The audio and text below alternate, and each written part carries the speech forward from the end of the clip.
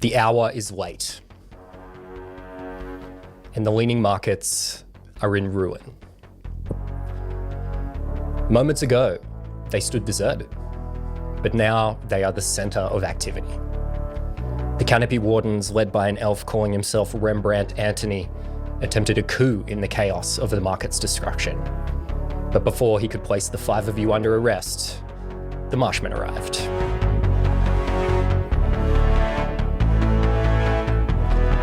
The imposing leader of the Marshmen themselves, Seren Steele, arrived to scare them off.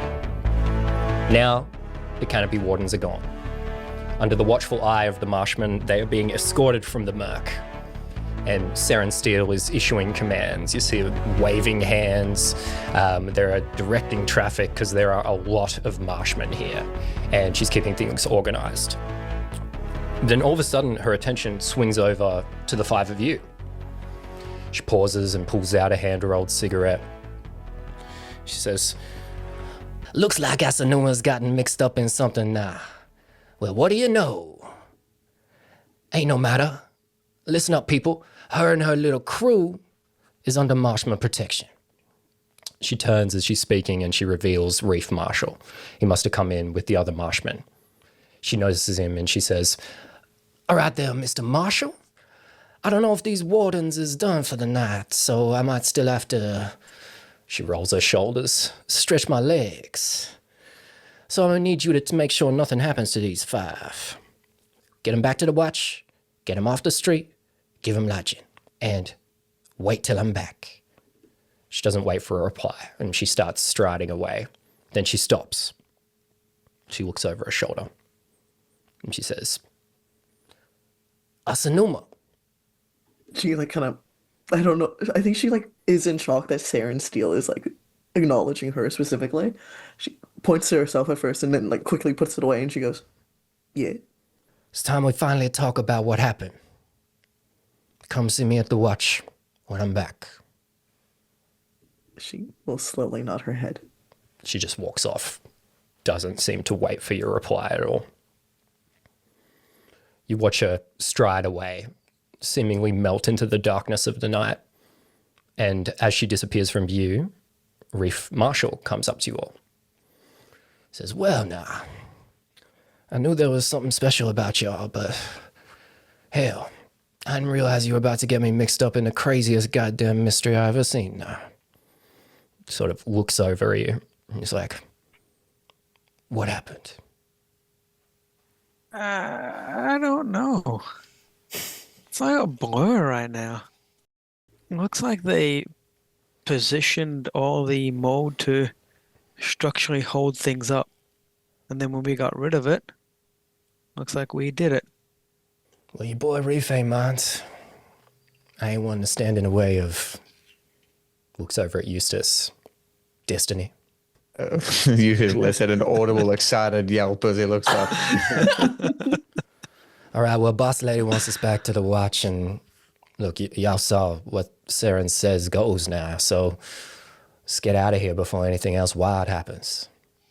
What happens if I already have lodging and she says to get me lodging?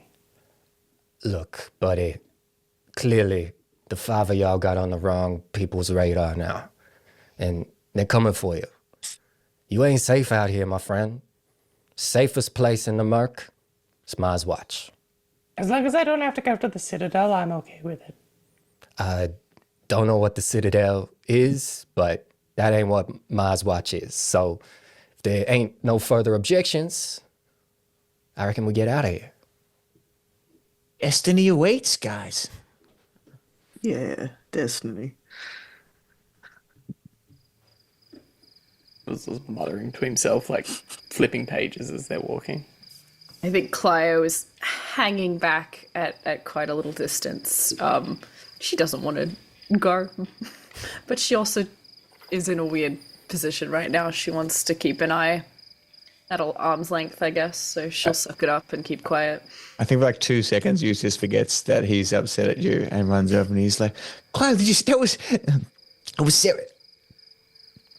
He's going to stop halfway and then go walk up the drow. Was that Was that Saren Steele? I think for half me a pers- second Oh my when Eustace runs up, she's like taken aback for a minute, and she's like, "Oh," and then she stops walking as the rest of the group walks ahead, and you run back over to Drea, and yeah, she'll fall even further back behind alone. Ouch. Rough. I think Drea will notice Eustace running from Clio, and she kind of like looks back at her and can like tilts her head and looks down at him, and she goes, "Yeah, that was Sharon Steele. Pretty cool lady, isn't she?" It's just only the coolest. Do you, friends with Miss Steele? Nah, she's way too cool for me, kid. I don't think so, Miss Dreadnought. And you can forget what that mean guy was saying before. I don't. Maybe people aren't scared of you anymore, Miss Dreadnought, but I think everyone respects you, so that's better than being scared, right? She goes a bit quiet and she just kind of nods and like pats his hat and like pulls it down right up to cover his eyes, and she goes, "That's a good way to look at it, kid." If we pan behind this, Clio No. seething. I'm so sorry. I'm so sorry. Her hair normally burns red at its bottom. It's burning blue now. Oh, she's that angry. Oh no. I'm so sorry. I reckon Torrin is gonna just quickly drop back as well to Clio, and like noticing all this, and he's just gonna quietly just, I don't know what's going on between you, but take it from someone who's already lost 2 families, technically. Don't make it go away. You need to do whatever you can to try fix this. And whether you like it or not, you're kind of stuck with us now too. So this is my 3rd family, and it's not going anywhere. Her arms crossed, she's like hunched over and she's seething, and as you say this to her, she looks at you and she feigns a smile. She goes, yeah, no, I'm fighting for my family. Don't you worry. Then she looks a bit chipper, honestly, and she'll walk ahead. These guys are walking along and taking in the destruction that you see around you. Where you were initially, it seemed like the destruction was total, basically. Appeared as if the entire leading markets were in total ruin. But as you make your way out of the square, you get a better picture of the scale, and you can see that the worst of the destruction seems to have hit in the square where you guys landed. The pulley house is destroyed, various shops are overturned, and some buildings have collided together, but large parts of the markets are intact. However, as far as you guys can see, the canal system seems to be totally destroyed. Everything that was previously floating is now resting on the floor of these canals in various states of ruin. What are you guys doing as you sort of take this side in? Gimbals will be ranting. He'll be like, See, I told you, pulley systems. Then they'd be segmented, and only the ones affected would be going down. The rest of it would still be up, but here we are. Does it look like there's any people that are like desperately trying to help other people, or is that all kind of been cleared out? Like, does it look? I guess from our best assumption, like, would the assumption be that hopefully people have been cleared out of the way, or is it still like desperate acts to try and go assist? It appears to be pretty deserted, basically. You're not seeing anyone around, and you remember how Cannonball Cameron shut down the markets for you guys to go and perform that little operation that you did, so it seems like most people probably got away. Reef starts to speak, I think, as you guys are taking in all the destruction, and he goes, "Makes you wonder now, don't it? All this destruction. Y'all said to structurally place the mold. You reckon this was the plan? Just destroy the merc?" Why? Gimbals will have his mage hand holding his spell book, like in flipping pages as he's got another book and he's writing notes, and then like absent-mindedly, he's like, It seems like the plan was to get us to destroy the leading markets.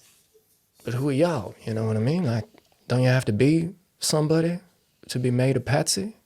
Like, y'all a bunch of nobodies. I don't mean no offense. Like, I mean, I'd never seen Ethel Grove until yesterday. so why you? That's the question, isn't it? Why me? Why us? We've got a street rat, her brother, who wants to be a marshman who, from what I've heard, needs to be retired, an orphan, and me. No one even knows me here. I got robbed on my first day, and I died earlier today. None of it adds up. You died? When'd you die? Earlier, How'd you die?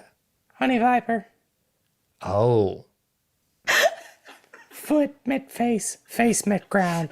I can see how that could play out in that way.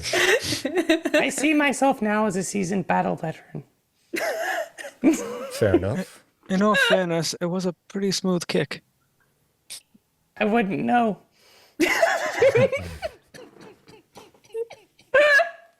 That's why it was so smooth. Eustace is going to flick his eyes back at Clio, kind of listening to Reef talk through, ask the questions. Sometimes when my sister and I would do jobs, my job was to make the loud, distracting noise so Clio could go grab the things. You don't think that we were a distraction for something else, do you? you see Gimbals like the mage hand just stops, Gimbals stops, and he like turns to Eustace and he's like, That is a very good point. Or we're just a bunch of nobodies who are getting blamed for it doesn't matter if we disappear or not, we're someone to blame, right? Well, from what I've understood from what everyone said, because I know nothing about Ethel Grove, the Arakakra that live up in the trees seem to be not coming down here very often. But what's the one thing that happened as soon as that all this happened is that, well, one of the Arakakra are dead, and two, the Arakakra have started to take interest in what's happening down here. Like they needed an excuse to come down. Or they wanted the attention down here. Is there going to be something going on up there? Destiny. Shut up, Eustace. yes. So continue your walk with Reef to Maya's Watch. Eventually leaving the markets, you cross over the bridge and back onto Serpent's Way.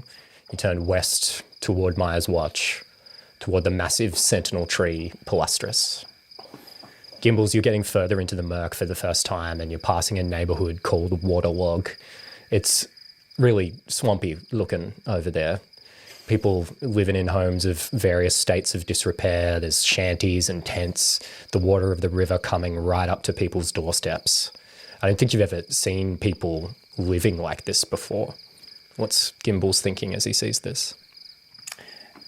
Gimbals probably just out loud to Drea is like, So we going through here to somewhere where people live? No, people live here. Here? Yep. But like, Yeah, if they're lucky. if they're lucky, Some people don't even have a place to stay. what? This isn't Ethel Grove. What's the Ethel Grove's big? What? That doesn't make any sense. Ethel Grove is like renowned for its artifacts and its the technological advancements, but here we are sitting in the mud. People forget about the murk. Forget about the murk. I see. Welcome to Ethel Grove, Mr. Merriweather. I'm going to sarcastically tip his hat. Gimbals it just, yeah, he'll nod to himself and go back to his book, I think. It's a bit of silence as you guys continue walking, and then Reef starts to speak again. And he's like, "But it's funny, you know? Anything struck you was kind of strange about that warden guy? Remember it? He was very eager. Eager, yeah. But he knew about the mold. Yeah, He knew about the mold. He seemed to know about the body. He seemed to know about everything. because I ain't mentioned the mold to nobody. Y'all? No one mentioned the body to anyone. He came down, knew someone was missing, knew something was going on, and thought he'd be down here. Didn't seem to know he was dead, though. Seemed to No. just know he was missing. But why come down here to find him? I mean, it's pretty common of those people up there to come down snooping around a business when they. I know it's like a power thing. How often do people from down here go up there? Never. Never. Around here? Down here, or around here? I mean, how often does anyone from the Merc go up? From the There. Merc? Look, buddy, it's ain't we ain't going up there. I'll tell you that much. But look, there are other parts of the city. People go up and down. Yeah, there are some people. Are you not allowed or not able? It's like, how can you touch something that's too big for you to grasp? You know what I mean? I Dream. see. You can't dream that big, Mr. Merriweather. You can dream as big as you want. No, you can. And that's why you're surprised about everything down here. No, I came from a place of the Citadel of Enchantra where there's quite a lot of equality, and that's quite a big enforcement of equality in Enchantra. And here we are, where people are literally in the mud while people lounge about up there. Sorry that if that's a bit alien to me. All it took for you was to nearly die to awake to the reality of me, and she hesitates and she kind of looks over the people's situation here. Clio, I could put you in Enchantra or Lumina for a couple of hours and you would be in jail. Okay? Please do not talk to me about going to a new city and being stunned by what's there. She's just gonna bite her tongue again. But you're right about that warden guy being eager. Could this all go back to them? He even knew about Honey Viper. I just found out about that right now when you told me. Seems to be the best lead we have. I mean, I don't want to bring it out again outside of this pie thing that doesn't seem to go anywhere. But You hang on to that clipping, buddy. I reckon that's gonna come in handy. I mean, if it doesn't, it's just been a waste of everyone's time. But it'll come in handy at some point. I am curious about that clipping. The museum, does it hold the magical things? There's a museum in Ethel Grove. It's called the Hall of Electric Curiosity. I ain't never been there. Noted. You'll see him just take a note. Honey Viper, right? Was she angry? Was she mad when she come and killed Gimbals? Oh, incredible. Incredible? Incredibly mad. Yeah. As I've heard. Interesting. And they want to kill me. Yeah, why kill you? do they want to kill you, Eustace? Yeah, I kind of forgot about that part. Just wondering, when it comes to secrets and stuff, if you had anything to share on that front. I will relay all of the information with Reef that I shared with the group, and then I'll look back at Chloe. Be careful, sis. There's a lot of water here. Don't want to douse your flame. Should I just leave?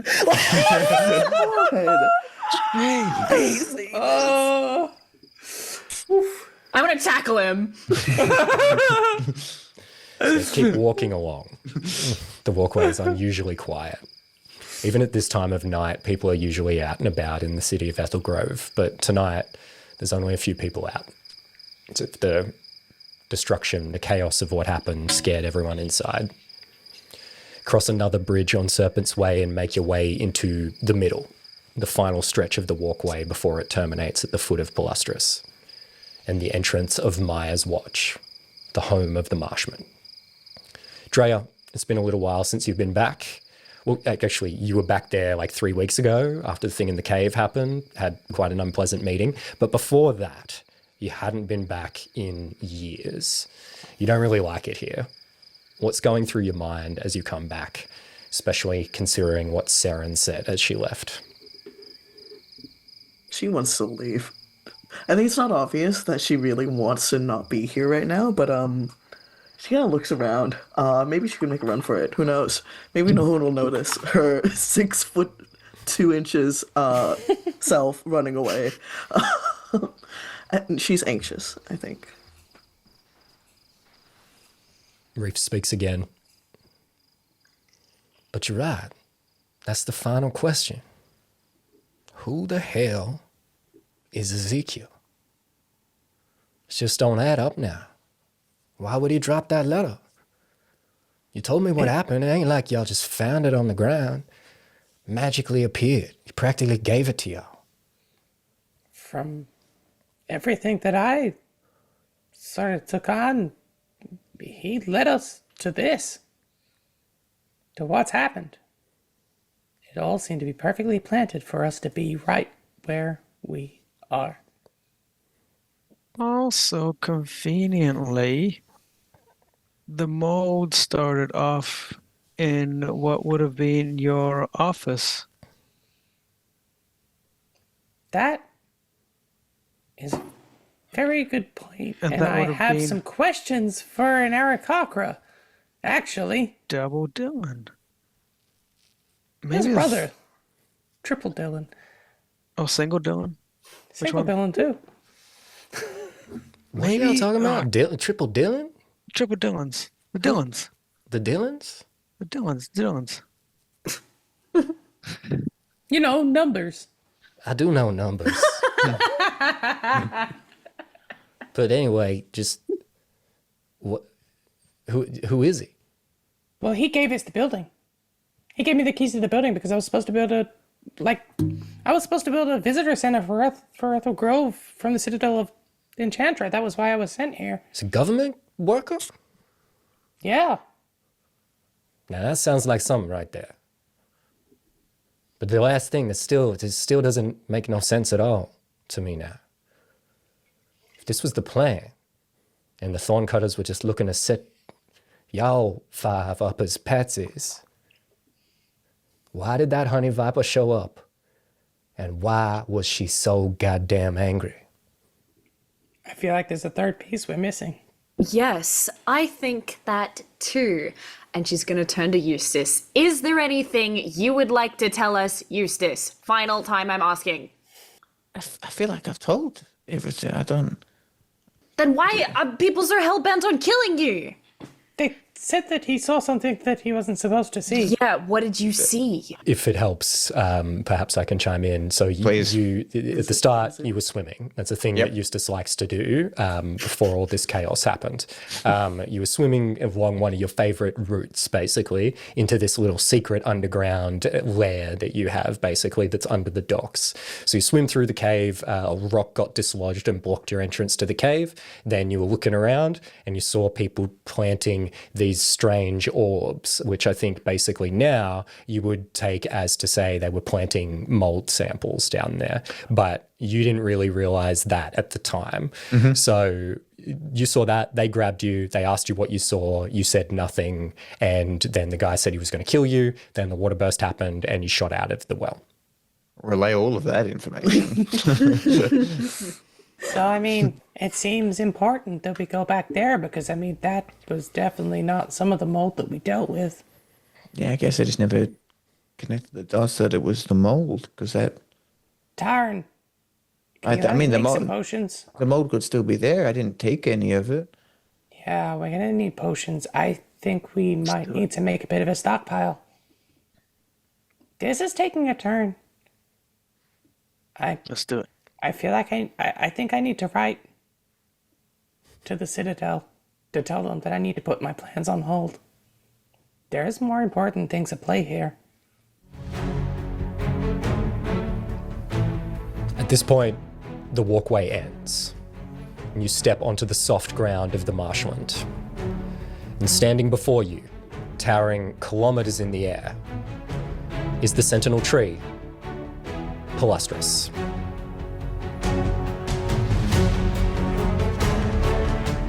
The massive roots grow above the surface of the ground and drink deep from the waters of the forest of Maya. And formed in the natural hollows of the enormous root system is the imposing fortress that is the home of the Marshmen, Maya's Watch. And that is where we're going to end the session.